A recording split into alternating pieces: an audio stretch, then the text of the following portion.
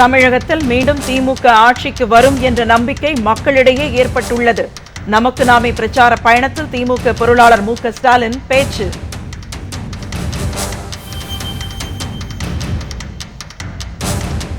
சட்டமன்றத்தில் காவல்துறை செயல்பாடு பற்றி பதில் அளிக்க அனுமதி மறுப்பு.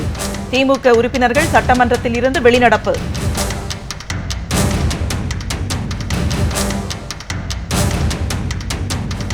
நாகை மீனவர்கள் 15 பேரை அடித்து உதைத்து இழுத்துச் சென்ற இலங்கை கடற்படை. வலைகளை அறுத்தெறிந்து அட்டூழியம்.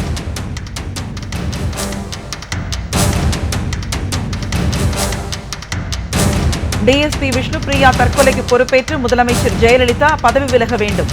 தமிழ்நாடு காங்கிரஸ் கமிட்டி தலைவர் EVKS இளங்கோவன் வலியுறுத்தல். வணக்கம். வணக்கம். தமிழகத்தில் அடுத்த சட்டமன்ற தேர்தலில் திமுக ஆட்சிக்கு வரும் என்ற நம்பிக்கை மக்களிடையே ஏற்பட்டிருப்பதாக திமுக பொருளாளர் மு.க. ஸ்டாலின் கூறியுள்ளார். திமுக ஆட்சிக்கு வந்தவுடன் மக்களின் கோரிக்கைகள் நிறைவேற்றப்படும் என்றும் அவர் நம்பிக்கை தெரிவித்தார். நமக்கு நாமே விடியல் மீட்பு பிரச்சார பயணத்தின் 2வது மாவட்டமாக நெல்லை மாவட்டத்திற்கு இன்று வந்த மு.க. ஸ்டாலின் முதல் நிகழ்ச்சியாக ராதாபுரம் தொகுதிக்கு உட்பட்ட பனங்குடி, சக்கப்பழம், செங்கல் சூளைக்கு சென்று அங்குள்ள தொழிலாளர்களின் நிலை பற்றி கேட்டறிந்தார். அப்போது முந்தைய திமுக ஆட்சியின் போது ராதாபுரம் பகுதியில் மருத்துவமனை, கல்லூரிகள் அமைக்கப்பட்டதுடன் குத்ரபாஞ்சான் அணை பகுதியை சுற்றுலா தலமாக அறிவித்து ஏராளமான சாதனைகளை படைத்ததாக தொழிலாளர்கள் கூறினர். ஆனால் தற்போதைய ஆட்சியில் உரிய ஊதியம் கூட கிடைக்காமல் மிகுந்த வேதனைக்கு ஆளாகி இருப்பதாகவும் தெரிவித்தனர். இதற்கு பதிலளித்து பேசிய மு.க. ஸ்டாலின், செங்கல் சூளை லாபகரமான தொழிலாக இருந்தும் அதிலேயே உரிய கூலி மற்றும் சுகாதார வசதிகள் கிடைக்கவில்லை என்று கூறுவதன் மூலம் தொழிலாளர்களின் உரிமைகளை பாதுகாக்க வேண்டிய அரசு அவற்றை பறிப்பதாகவும் குறிப்பிட்டார். விவசாயிகள், மீனவர்கள், நெசவாளர்கள் என அனைத்து தரப்பினரும் வேதனையில் ஆழ்ந்திருப்பதாக கூறிய அவர், மக்களின் வேதனைகளை தீர்க்கவே தாம் நமக்கு நாமே பயணத்தை மேற்கொண்டிருப்பதாக தெரிவித்தார். திமுக ஆட்சிக்கு வரும் என்ற நம்பிக்கை மக்களிடம் ஏற்பட்டுள்ளதாகவும் மு.க. ஸ்டாலின் தெரிவித்தார். நமக்கு நாமே என்ற தலைப்பில் தலைவர் கலைஞர் அவர்களுடைய அறிவுரைப்படி, ஆலோசனைப்படி, அவருடைய கட்டளைப்படி ஒரு நெடிய பயணத்தை விடியல் மீட்பு பயணமாக நான் மேற்கொண்டிருக்கிறேன். இன்று 2வது நாளாக இந்த நெல்லை மாவட்டத்தில் என்னுடைய பயணத்தை தொடங்கி இருக்கிறேன். அதனுடைய முதல் நிகழ்ச்சியாக இந்த செங்கல் சூளையில பணிபுரிந்து கொண்டிருக்கக்கூடிய, அதை நம்பி வாழ்ந்து கொண்டிருக்கக்கூடிய தொழிலாளர் தோழர்களை, பாட்டாளி பெருமக்களை, அன்புக்குரிய தாய்மார்களை எல்லாம் சந்திக்கக்கூடிய ஒரு நல்ல வாய்ப்பு எனக்கு கிடைத்திருக்கிறது. ஆனால் அதே நேரத்தில் நீங்கள் எந்த நிலையில் இருக்கிறீர்கள், எப்படிப்பட்ட நிலையில உங்களுடைய வாழ்க்கையை நடத்தி கொண்டிருக்கிறீர்கள் என்பதை பற்றி இங்கு எனக்கு முன்னால் உங்களிடத்தில் உரையாற்றி இருக்கக்கூடிய விக்டர் அவர்கள் மிக தெளிவாக உங்களிடத்தில் குறிப்பிட்டு சொல்லி இருக்கிறார்கள். செங்கல் சூளை லாபம் கிடைக்கக்கூடிய தொழிலாக இருந்தாலும் பணிபுரிந்து கொண்டிருக்கக்கூடிய தொழிலாளர்களுக்கு உரிய வகையில கூலியாக இருந்தாலும், அடிப்படை சுகாதார வசதிகளாக இருந்தாலும் அவைகள் எல்லாம் முறையாக செய்து கொடுப்பதில்லை. அதனால்தான் தொழிலாளருடைய உரிமைகளை பாதுகாக்கப்பட வேண்டும் என்று நாம் தொடர்ந்து சொல்லிக் கொண்டிருக்கிறோம். இன்சூரன்ஸ் மற்றும் சுகாதார பாதுகாப்பு எல்லாம் முறையாக வழங்கப்பட வேண்டும் என்றும் நாம் வலியுறுத்தி கொண்டிருக்கிறோம்.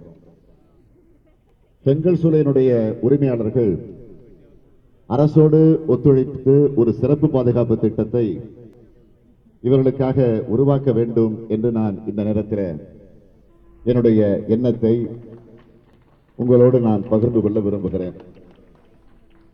ஆக இதையெல்லாம் நான் சொல்லுகிற போது இதையெல்லாம் நிறைவேற்றப்பட வேண்டும் என்று சொன்னால் நிச்சயமாக வரக்கூடிய காலகட்டத்தில் திராவிட முன்னேற்ற கழகத்தினுடைய ஆட்சி உருவானால்தான் இவைகள் எல்லாம் நிச்சயமாக உருவாகும் என்ற நம்பிக்கை எங்களுக்கு வந்திருக்கிறதோ இல்லையோ, இப்படி உங்களுக்கெல்லாம் அந்த நம்பிக்கை நிரம்ப வந்திருக்கிறது என்பதை எங்களால் உணர முடிகிறது. பின்னர் வள்ளியூர் பேருந்து நிலையம் அருகிலிருந்து நடைப்பயணம் மேற்கொண்ட மு.க.ஸ்டாலின் பேருந்துகளில் ஏறி பயணிகளிடம் குறைகளை கேட்டறிந்தார். ஜவுளிக்கடை ஒன்றில் பணியாற்றும் ஊழியர்களையும் சந்தித்த அவர் கல்லூரி மாணவர்களுடனும் உரையாற்றினார். பின்னர் நாங்குநேரி தொகுதிக்கு உட்பட்ட ஏர்வாடியில் ரேஷன் கடைக்கு சென்று பொருட்கள் போதிய அளவிற்கு முறையாக விநியோகிக்கப்படுகிறதா என்று வினவினார். அப்போது அங்கிருந்த மக்கள் எந்த பொருளும் கிடைப்பதில்லை என்று புகார் தெரிவித்தனர். இந்த நிலை மாற ஆட்சி மாற்றம் ஏற்பட வேண்டும் என்றும் அதற்காக பாடுபடுமாறும் கேட்டுக்கொண்டார்.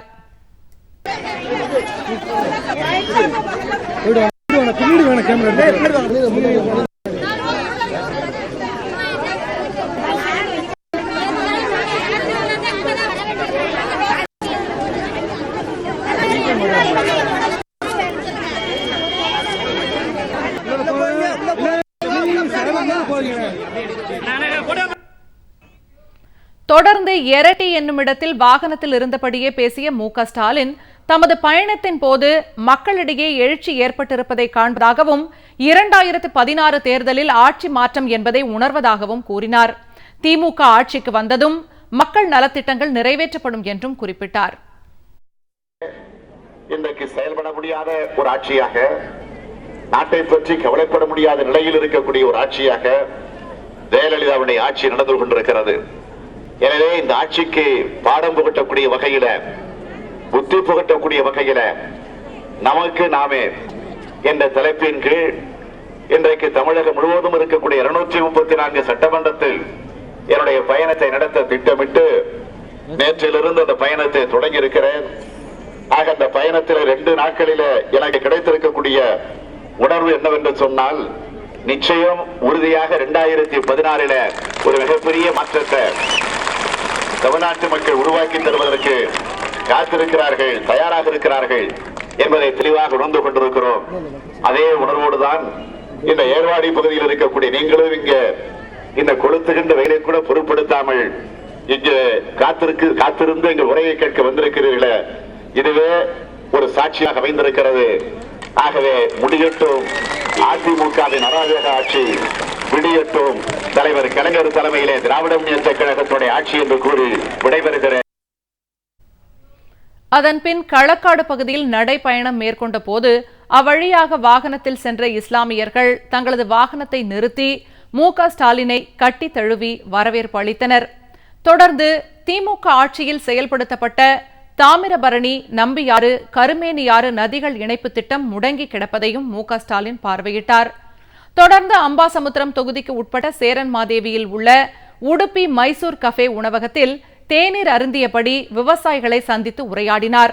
இப்பகுதி பாசனத்திற்கு என தாமிரபரணி, மணிமுத்தாறு ஆறுகளிலிருந்து ஜூன் 1ஆம் தேதி தண்ணீர் திறக்கப்படுவது வழக்கம் என்றும், ஆனால் அதிமுக ஆட்சியில் உரிய நேரத்தில் தண்ணீர் திறக்கப்படாததால் சாகுபடி பணிகள் தாமதமாகி அறுவடை நேரத்தில் பாதிப்பு ஏற்பட்டு இழப்பிற்கு ஆளாகியுள்ளதாகவும் விவசாயிகள் தெரிவித்தனர். மேலும் சேரன்மாதேவி முதல் கலிடை குறிச்சி வரை உள்ள 152 மடைகள் மற்றும் ஏரி, குளங்கள் தூர்வாரப்படாததால் விவசாயம் பாதிக்கப்பட்டுள்ளதாகவும் முறையிட்டனர். விவசாயிகளிடையே பேசிய மு.க.ஸ்டாலின் திமுக ஆட்சிக்கு வரும் என்ற நம்பிக்கை மக்களிடையே ஏற்பட்டுள்ளதால் தான் விவசாயிகள் தங்களிடம் கோரிக்கை விடுப்பதாக கூறினார். 2016 தேர்தலில் திமுக ஆட்சிக்கு வந்ததும் விவசாயிகளின் கோரிக்கை நிறைவேறும் என்று உறுதியளித்தார். இது போன்ற நிகழ்ச்சிக்கு நான் வருகிற நேரத்தை பயன்படுத்தி நீங்கள் எல்லாம் வந்து இந்த முறைகளை சொல்லுங்கள் என்று சொன்னால் உங்களுக்கு ஒரு நம்பிக்கை வந்திருக்கிறது. யாரிடத்தில் சொன்னால் இது நிறைவேற்றப்படும் என்ற நம்பிக்கை உங்களுக்கு வந்திருக்கிற காரணத்தால் தான் நீங்களும் இங்கே காலையிலிருந்து இங்கே வருகை தந்து நாங்கள் வருகிற வரையிலே காத்திருந்து இந்த பிரச்சனைகளை எல்லாம் எடுத்துச் சொல்லியிருக்கிறீர்கள். ஏதோ நான் இங்கே வந்திருக்கக்கூடிய அத்தனை பேரையுமே ஏதோ அரசியல் கட்சி சார்பிலே வந்திருப்பதாக நான் கருதுகிறேன். அதற்கு அப்பாற்பட்டு வந்திருப்பதாகத்தான் நான் கருதுகிறேன். இந்த கட்சியின் மீது பற்று கொண்டவர்கள் நிச்சயமாக இருக்கலாம், அல்லது கட்சியிலே அங்க வைக்கக்கூடிய சிலர் இருக்கலாம். இருந்தாலும் ஒரு கட்சி பாகுபாடு இன்றி கட்சி அப்பாற்பட்டு தான் நம்முடைய தலைவர் கலைஞர் அவர்கள் எந்த தரப்பு மக்களாக இருந்தாலும் அவர்களை அணுகி அவர்களுக்கு என்னென்ன சலுகைகள் சேர வேண்டுமோ அதர சலுகைகளையும் 5 முறை ஆட்சி பொறுப்பில் இருந்தபோது நிறைவேற்றி கொண்டிருக்கிறார்கள். ஆனால் இன்றைக்கு அந்த நிலை இல்லை என்பது வேதனைப்படக்கூடிய ஒன்றாக அமைந்திருக்கிறது. ஆக இதற்கெல்லாம் நிச்சயமாக ஒரு முடிவு கட்டக்கூடிய ஒரு சூழ்நிலையை வருகிற 2016ஆம் ஆண்டு நாம் ஏற்படுத்தியாக வேண்டும். இங்கே சொல்லியிருக்க நீங்கள் தான் இதை செய்யணும், உங்கள் நம்பித்தான் நாங்கள் இருக்கிறோம், ஆகவே இதை நீங்கள் அவசியம் செஞ்சு கொடுக்கணும் என்று சொல்லியிருக்கிறீர்கள். அதன்பின் கிருஷ்ணன் கோவில் முதல் அம்பாசமுத்திரம் ஒன்றிய அலுவலகம் அருகேயுள்ள வயல்வெளி வரை இருசக்கர வாகனத்தில் பேரணியாக சென்ற மு.க.ஸ்டாலின் விவசாயிகள் மற்றும் விவசாய தொழிலாளர்களுடன் உரையாடினார்.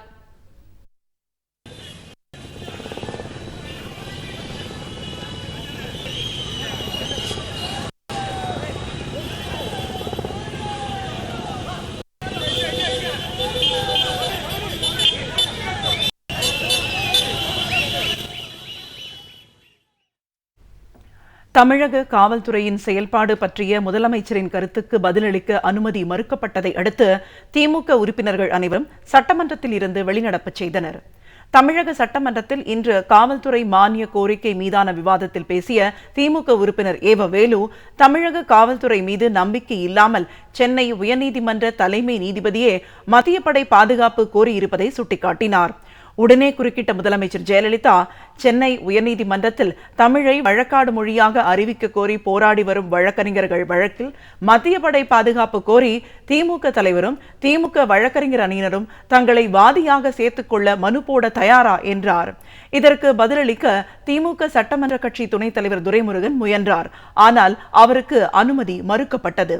இதையடுத்து திமுக உறுப்பினர்கள் அனைவரும் பேரவையில் இருந்து வெளிநடப்பு செய்தனர். பின்னர் செய்தியாளர்களிடம் பேசிய துரைமுருகன், அதிமுக ஆட்சியில் சுப்பிரமணிய சுவாமி மீது அதிமுக மகளிர் அணியினர் நீதிமன்றத்திலேயே தாக்குதல் நடத்தியதையும், சட்டக்கல்லூரி மாணவர்கள் மீது அப்போதைய காவல்துறை ஆணையர் முத்துக்கருப்பன் தலைமையிலான காவலர்கள் கொலைவெறி தாக்குதல் நடத்தியதையும் சுட்டிக்காட்டினார்.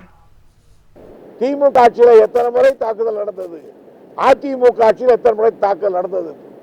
வேலை கேட்கிற கேள்வி ஒன்று.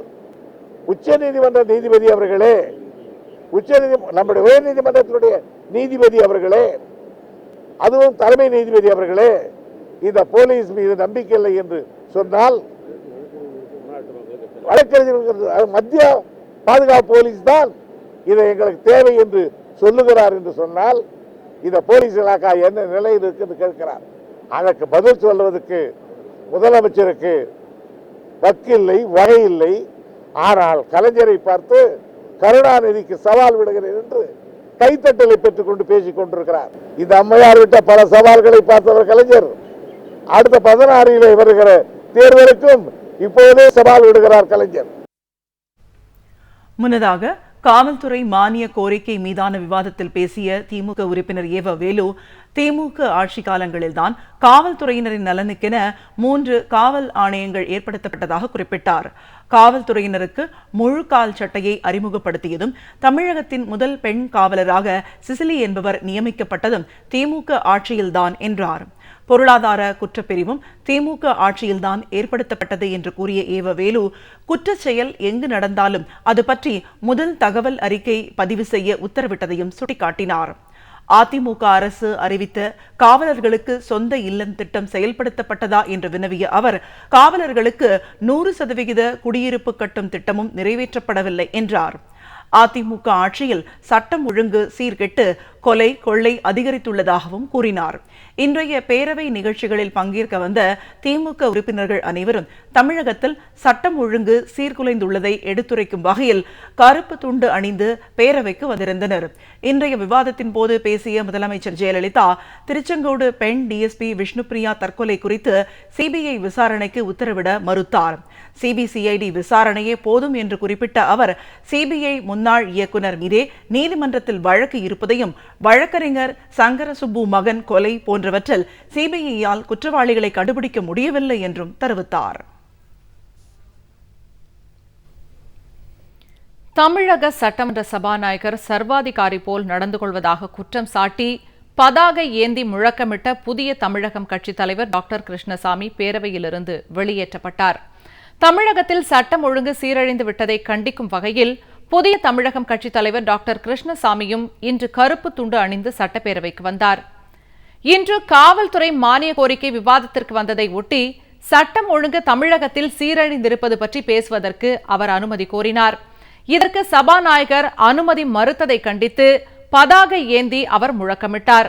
சபாநாயகர் சர்வாதிகாரி போல் நடந்து கொள்வதாக கூறி முழக்கம் எழுப்பிய டாக்டர் கிருஷ்ணசாமி அவையிலிருந்து வெளியேற்றப்பட்டார். பின்னர் செய்தியாளர்களிடம் பேசிய கிருஷ்ணசாமி, அதிமுக ஆட்சியில் சாதிய வன்முறைகளும் கௌரவ கொலைகளும் அதிகரித்துவிட்டதாக குற்றம் சாட்டினார். செங்கோடு டிஎஸ்பி விஷ்ணுபிரியா மரணம் குறித்து பேசுவதற்கும் கோவில்ராஜனுடைய குற்றவாளிகளை கண்டுபிடிக்க வேண்டும் என்று வலியுறுத்துவதற்கும் இந்த அவையில நேரமில்லா நேரத்திலே பேசுவதற்கு நான் அனுமதி கேட்டேன். பேரவைத் தலைவர் அனுமதி மறுத்தார். நியாயத்தை பேசுவதற்கு தவறுகளை சுட்டிக்காட்டக்கூடிய எங்களை போன்றவர்களுக்கு இந்த சபையில அனுமதி அளிக்கப்படுவதில்லை. இது முழுக்க முழுக்க பேரவைத் தலைவர் தனபாலுடைய சர்வாதிகார போக்கு. இந்த அரசனுடைய குறைபாடு சுட்டிக்காட்டி விடுவோம் என அஞ்சி என்னை இன்னைக்கு சட்டமன்றத்தில் வெளியேற்றியிருக்கிறார்கள். விஜயதரணி உள்ளிட்ட காங்கிரஸ் உறுப்பினர்களும் கையில் கருப்பு துணி கட்டியபடி பேரவை நிகழ்ச்சிகளில் பங்கேற்றனர். நாகை மீனவர்கள் 15 பேரை அடித்து உதைத்து இலங்கை கடற்படையினர் சிறைபிடித்துச் சென்றனர். படகுகளை கைப்பற்றியதோடு வலைகளை அறுத்திருந்தும் அட்டூழியத்தில் ஈடுபட்டனர். ராமேஸ்வரம், நாகை மற்றும் காரைக்காலில் இருந்து நேற்று 2000க்கும் அதிகமான மீனவர்கள் மீன்பிடிக்கச் சென்றனர். நள்ளிரவு கச்சத்தீவு அருகே மீன்பிடித்துக் கொண்டிருந்த போது 5 ரோந்து கப்பல்களில் வந்த இலங்கை கடற்படையினர் 30க்கும் மேற்பட்ட படகுகளில் இருந்த வலைகளை அறுத்து கடலில் வீசியதோடு மீன்பிடிக்க விடாமல் விரட்டியடித்தனர். நாகை மீனவர்கள் 15 பேரை அடித்து உதைத்து சிறைபிடித்து அவர்களது 2 விசைப்படகுகளோடு காங்கேசன் துறைமுகத்திற்கு கொண்டு சென்றனர். ராமேஸ்வரத்தில் 700க்கும் மேற்பட்ட விசைப்படகு நேற்று மீன்பிடி அனுமதிச்சுட்டு வாங்கி கடலுக்கு போனோம். கச்சத்தீவு பகுதியில் மீன் பிடிச்சிட்டு இருக்கும் போது இலங்கை கடற்படை ஒரு 5-6 நேரம் எங்களை விரட்டி அடிச்சு தொழிலே பார்க்க விடல, போர்டு மடியில் ஃபுல்லாக வெட்டி எங்களுக்கு சேதப்படுத்தி ரொம்ப பெருத்த நஷ்டம் ஏற்படுத்திட்டு 30,000 to 60,000 வரை ஒரு படகுக்கு சேதாரம் இந்த இந்த இலங்கை கடற்படை வெட்டி விட்டதில். ஆனால் இப்படியே போனால் எங்களுடைய வாழ்வாதாரம் கேள்விக்குறியா இருக்கு. மத்திய அரசு ரொம்ப கண்டுகொள்ளாமல் இருக்கு. மத்திய மாநில அரசுகள் உடனே தலையிட்டு இந்த பாரம்பரிய இடத்துல மீன் பிடிக்க வழிவகை செய்யணும். இன்னைக்கு கூட நாகப்பட்டினத்தில் 2 விசைப்படகையும் 15 மீனை சிறைப்பிடிச்சிருக்காங்க. உடனே அந்த மீனவர்களையும் படகுகளையும் உடனே விடுவிக்கணும். நேற்று கூட 2 படகு இந்த கரையை 11 நாட்டிகள்ல சின்ன படகு தாந்து வச்சு அந்த படகுக்கு நேற்று இன்னைக்கு 2 படகு தாந்து வச்சு அந்த படகுக்கு தமிழக அரசு இழப்பீடு வழங்கணும். டிஎஸ்பி விஷ்ணுபிரியா தற்கொலை சம்பவத்திற்கு தார்மீக பொறுப்பேற்று போலீஸ் துறைக்கு பொறுப்பு வகிக்கும் முதலமைச்சர் ஜெயலலிதா பதவி விலக வேண்டும் என்று தமிழ்நாடு காங்கிரஸ் கமிட்டி தலைவர் EVKS இளங்கோவன் வலியுறுத்தியிருக்கிறார். அதிமுக ஆட்சிக்கு வரும்போதெல்லாம் தலித்துகளுக்கு பாதுகாப்பு இருப்பதில்லை என்றும் குற்றம் சாட்டியிருக்கிறார். சென்னையில் இன்று செய்தியாளர்களிடம் பேசிய EVKS இளங்கோவன், வேளாண் துறை பொறியாளர் முத்துக்குமாரசாமி, அத்துறையின் உயர் அதிகாரிகள் மற்றும் முன்னாள் அமைச்சர் அக்ரி கிருஷ்ணமூர்த்தியின் நெருக்கடிகளால் தற்கொலை செய்து கொண்டதை நினைவு கூர்ந்தார். அந்த சம்பவத்தால் அக்ரி கிருஷ்ணமூர்த்தியின் பதவி பறிபோனதை அவர் சுட்டிக்காட்டினார். தற்போது காவல்துறை உயர் அதிகாரிகள் கொடுத்த நெருக்கடிகளால் டிஎஸ்பி விஷ்ணுபிரியா தற்கொலை செய்து கொண்டிருப்பதாக குறிப்பிட்ட EVKS இளங்கோவன், இச்சம்பவத்திற்கு தார்மீக பொறுப்பேற்று போலீஸ் துறைக்கு பொறுப்பு வகிக்கும் முதலமைச்சர் ஜெயலலிதா பதவி விலகிட வேண்டும் என்று வலியுறுத்தினார். ஜெயலலிதாவுடைய ஆட்சியில் 216 போலீஸ்காரர்கள் இறந்திருக்கின்றார்கள். மர்மமான முறையிலே இறந்திருக்கின்றார்கள். அவர்களில் பெண்களும் அடங்குவர். ஜெயலலிதா அவர்கள் ஆட்சி செய்கின்ற இந்த நேரத்தில் இது போன்ற சம்பவங்கள், தலித்களும் பெண்களும் பாதுகாப்பு இல்லாமல் வாழ்வது என்பது எந்த விதத்தில் நியாயம்? அதற்கு உடனடியாக ஜெயலலிதா அவர்கள் நடவடிக்கை எடுக்க வேண்டும். எடுப்பதற்கு முன்பாக தார்மீக பொறுப்பேற்று ஜெயலலிதா அவர்கள் ராஜினாமா செய்ய வேண்டும். தற்கொலையா அல்லது கொலையா என விஷ்ணுபிரியா விவகாரத்தில் சந்தேகம் எழுந்திருப்பதாக கூறிய EVKS இளங்கோவன், இது பற்றி CBI விசாரணைக்கு தமிழக அரசு பரிந்துரை செய்ய வேண்டும் என்றார். விஷ்ணுபிரியா மறைவுக்கு அதிமுக அரசு இரங்கல் கூட தெரிவிக்காதது குறித்து அவர் வேதனை தெரிவித்தார். தமிழக காவல்துறையில் பெண் காவலர்கள் கொத்தடிமைகள் போல் நடத்தப்படுவதாகவும் உயர் அதிகாரிகள் பாலியல் தொந்தரவு கொடுப்பதாகவும் EVKS இளங்கோவன் குற்றம் சாட்டினார். தோவாளையில் திமுக தொண்டர் கருணாநிதியின் இல்லத்திற்கு சென்று தேநீர் அருந்தி அம்மாவட்ட சுற்றுப்பயணத்தை திமுக பொருளாளர் MK ஸ்டாலின் மகிழ்ச்சியோடு நிறைவு செய்தார். கன்னியாகுமரியை முதல் மாவட்டமாக தேர்வு செய்து நமக்கு நாமே என்ற விடியல் மீட்பு பயணத்தை மேற்கொண்ட MK ஸ்டாலின் பல்வேறு தரப்பினரையும் சந்தித்து கலந்துரையாடினார். மக்கள் எண்ணங்களை அறிந்து தமிழகத்தில் திமுக ஆட்சி அமைந்ததும் நிறைவேற்றப்பட வேண்டிய திட்டங்கள் பற்றி உறுதியளித்தார்.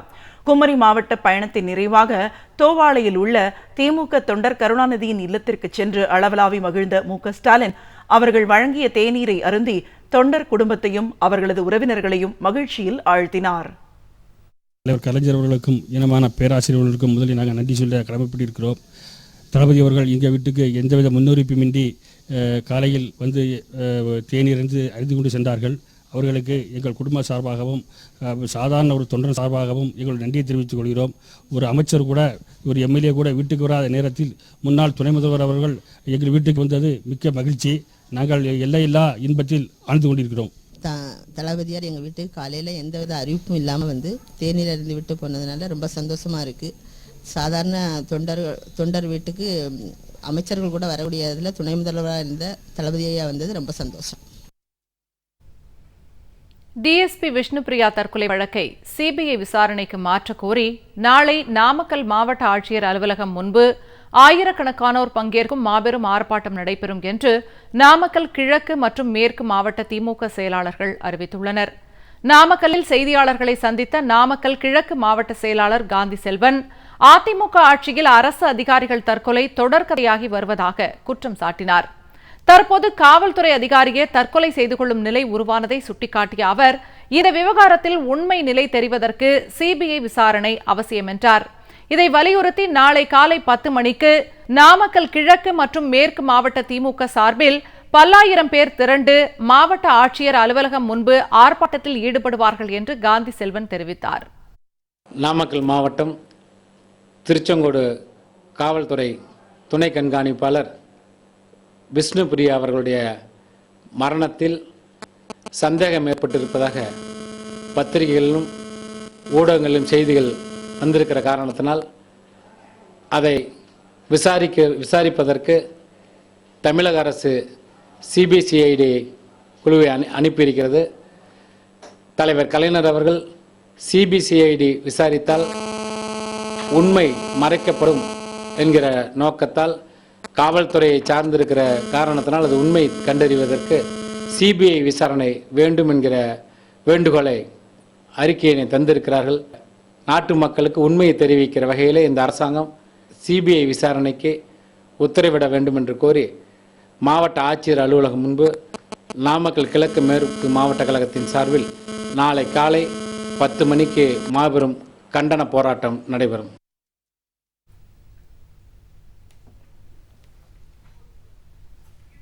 நான்காண்டு காலம் சும்மா இருந்துவிட்டு ஆட்சி முடியப்போகும் நேரத்தில் 2 லட்சம் கோடி ரூபாய் முதலீட்டிற்கு ஏற்பாடு செய்துவிட்டதாக ஜெயலலிதா நாடகமாடுவதாக திமுக கொள்கை பரப்பு செயலாளர் ராசா குற்றம் சாட்டினார். தாம்பரம் நகர திமுக சார்பில் விடியல் மீட்பு பேரணி விளக்க பொதுக்கூட்டம் நகர்மன்ற உறுப்பினர் காமராஜ் தலைமையில் நடைபெற்றது.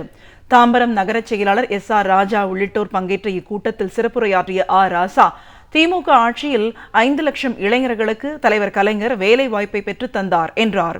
அதிமுக ஆட்சியில் 30,000 பேருக்கு கூட வேலை வழங்கவில்லை என்றும் கூறினார். தமிழகத்தில் 85 லட்சம் பட்டதாரிகள் வேலையின்றி தவிப்பதாகவும் குறிப்பிட்டார். தற்கொலை செய்து கொண்ட டிஎஸ்பி விஷ்ணுபிரியாவுக்கு சட்டப்பேரவையில் இரங்கல் கூட தெரிவிக்காத தரம் தாழ்ந்த ஆட்சி தமிழகத்தில் தற்போது நடைபெற்று வருவதாகவும் ராசா சாடினார். விஷ்ணுபிரியா என்கின்ற காவல்துறை அதிகாரி ஒரு நேர்மையான அதிகாரி. நீ போலீஸ் துறையுடைய அமைச்சர், முதலமைச்சர், உன்னுடைய துறையிலே ஒரு தற்கொலை நடந்திருக்கிறது. அதை பற்றி வாய் திறப்பதற்கு கூட தமிழ்நாட்டுடைய முதலமைச்சருக்கு யோகிதை இல்லை என்றால் இது ஆட்சியா? சிரிக்க மாட்டான், கேவலப்பட மாட்டான். தமிழ்நாட்டில் இருக்க எல்லா அரசியல் கட்சியும் வெளியே வந்துருச்சு. நீங்க சட்டமன்றத்துக்கு போயிருக்கணும்ல. கலைஞர் முதலமைச்சர் போயிருக்க மாட்டாரா? போய் அறிக்கை கொடுத்துருப்பாரா? ஆய்வு கொடுத்துட மாட்டாரா? நான் இந்த மேடையின் வாயிலாக சவால் விடுகிறேன். இதை போல ஒரு நிகழ்வு நடந்து அந்த நிகழ்வில் முதலமைச்சர் கலைஞர் இருந்து வேறு அமைச்சர் பெருமக்கள் இருந்து அவர்கள் அவைக்கு வராமல் இருந்திருந்த வரலாறை சொன்னால் நாங்கள் திராவிட முன்னேற்ற கழகத்தை கலைத்து விடுவோம். கூட்டத்தின் முடிவில் வேறு கட்சிகளில் இருந்து விலகி வந்த 100க்கும் மேற்பட்டோர் ராசா முன்னிலையில் திமுகவில் இணைந்தனர். தேனி அருகே காதல் விவகாரத்தில் பாட்டிகளுடன் தற்கொலைக்கு முயன்ற இளம்பெண் ஆபத்தான நிலையில் மருத்துவமனையில் அனுமதிக்கப்பட்டுள்ளார். பாட்டிகள் இருவரும் பரிதாபமாக உயிரிழந்தனர். தேனி அருகே கொடுவிலார்பட்டியைச் சேர்ந்தவர் பழனிராஜ். முதல் மனைவி இறந்துவிட்டதால் இரண்டாவதாக திருமணம் செய்து கொண்ட அவர் கேரளாவில் வசித்து வருகிறார். முதல் மனைவியின் மகள் மாலினி தமது 2 பாட்டிகளுடன் கொடுவிலாப்பட்டியில் வசித்து வந்த நிலையில் அதே பகுதியைச் சேர்ந்தவரை காதலித்து வந்ததாக கூறப்படுகிறது. இதனிடையே 2வது மனைவியின் உறவினருக்கு மாலினியை திருமணம் செய்ய முயற்சிகள் நடைபெற்றன. இது பிடிக்காமல் மாலினி தமது பாட்டிகளுடன் சேர்ந்து அரளி விதை சாப்பிட்டு தற்கொலைக்கு முயன்றார். இதில் பாட்டிகள் இருவரும் உயிரிழந்தனர். ஆபத்தான நிலையில் தேனி அரசு மருத்துவமனையில் மாலினி சிகிச்சை பெற்று வருகிறார். பிரேசிலில் போக்குவரத்து வசதிகளை மேம்படுத்த வலியுறுத்தி நடைபெற்ற போராட்டத்தில் பேருந்துகள் தீ வைத்து எரிக்கப்பட்டன. பிரேசிலில் கொயானியா நகரம் மற்றும் அருகில் உள்ள பகுதிகளுக்கு போக்குவரத்து வசதிகள் மோசமடைந்துள்ளது. இதை மேம்படுத்த வேண்டும் என்று கோரி பொதுமக்கள் போராட்டத்தில் ஈடுபட்டனர். போராட்டத்தின் போது கொயானியா மற்றும் சுற்றுப்பகுதிகளுக்கு வாகனங்களை இயக்கும் நிறுவனங்களின் பேருந்துகளை போராட்டக்காரர்கள் அடித்து நொறுக்கினர். பேருந்துகள் உடைப்பு மற்றும் எரிப்பால் இந்திய மதிப்பில் 13 கோடி ரூபாய் அளவுக்கு இழப்பு ஏற்பட்டதாக அதிகாரிகள் தெரிவித்தனர். ஐரோப்பிய கூடைப்பந்து சாம்பியன் பட்டத்தை 3வது முறையாக வென்ற தேசிய அணியை ஸ்பெயின் பிரதமர் வரவேற்று கொண்டாட்டத்தில் பங்கேற்றார். ஐரோப்பிய கூடைப்பந்து சாம்பியன் போட்டி பிரான்ஸ் நாட்டின் லிலி நகரில் நடைபெற்றது. ஞாயிற்றுக்கிழமை நடைபெற்ற இறுதி ஆட்டத்தில் லித்துவேனியா அணியை 80-63 என்ற புள்ளிகள் கணக்கில் ஸ்பெயின் வென்று சாம்பியன் பட்டத்தை பெற்றது. 14 நாடுகள் பங்கேற்ற இந்த போட்டியில் ஸ்பெயினின் முக்கிய நம்பிக்கை நட்சத்திரமாக இருந்தவர் 35 வயதான கசோல். பிரான்சுக்கு எதிரான அரையிறுதி ஆட்டத்தில் இவர் மட்டுமே 40 புள்ளிகள் எடுத்து வெற்றியை உறுதி செய்தார். அடுத்த ஆண்டு ரியோ நகரில் நடைபெறும் ஒலிம்பிக் போட்டியிலும் சாம்பியன் பட்டத்தை வெல்வதற்கு முயற்சிப்போம் என அணியினர் தெரிவித்தனர். ஐரோப்பிய சாம்பியன் போட்டி முடிவுகளின் அடிப்படையில் ஸ்பெயினும் லித்துவேனியாவும் ஒலிம்பிக் போட்டிக்கு தகுதி பெற்றுள்ளன. ஐரோப்பிய டிராபியுடன் நாடு திரும்பிய ஸ்பெயின் அணியினரை பிரதமர் மரியானோ ரஜோய் வரவேற்றார். கூடைப்பந்து ரசிகர்கள் இந்த அணிக்கு உற்சாக வரவேற்பு அளித்தனர். இதில் பிரதமரும் கலந்து கொண்டார். மீண்டும் தலைப்புச் செய்திகள்.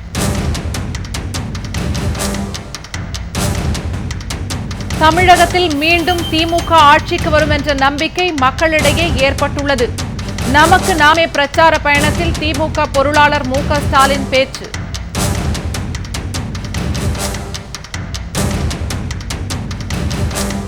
சட்டமன்றத்தில் காவல்துறை செயல்பாடு பற்றி பதிலளிக்க அனுமதி மறுப்பு. திமுக உறுப்பினர்கள் சட்டமன்றத்திலிருந்து வெளிநடப்பு.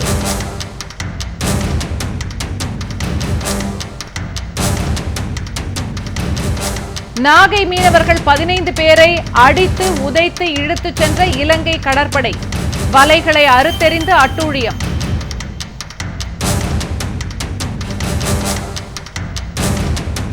டிஎஸ்பி விஷ்ணுபிரியா தற்கொலைக்கு பொறுப்பேற்று முதலமைச்சர் ஜெயலலிதா பதவி விலக வேண்டும். தமிழ்நாடு காங்கிரஸ் கமிட்டி தலைவர் EVKS இளங்கோவன் வலியுறுத்தல். இத்துடன் இந்த செய்தி அறிக்கை நிறைவடைகிறது. வணக்கம்.